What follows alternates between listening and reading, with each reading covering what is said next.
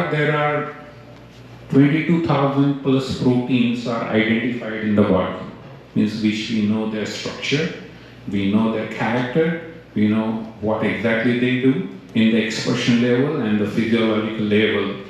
Out of that, 14,000 proteins are expressed in the skin out of 22,000. So you can imagine skin is nothing but the protein factory. Now, the effort is going on that with this so many protein expression happening in the skin, we are trying to use that protein expression to identify or pre-identify certain systemic diseases. It's great. Reason that now certain genes get expressed or the protein gets expressed in the skin way early, I mean at least 7 or 8 years before one might get the breast cancer. That particular protein is expressed in the skin. Same like Alzheimer's disease.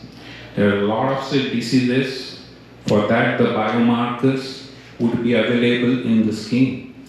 And the technology is going so fast that I'm just waiting for that day that when the quantum computing will get domesticated.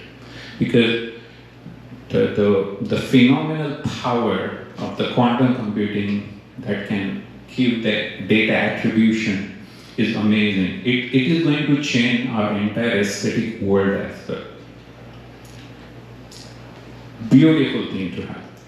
Now, when we are doing a little change throughout any treatment or through any product in the skin, it is actually going at the protein expression level, the proteins are getting changed, and it will have, on the contrary, any systemic effect.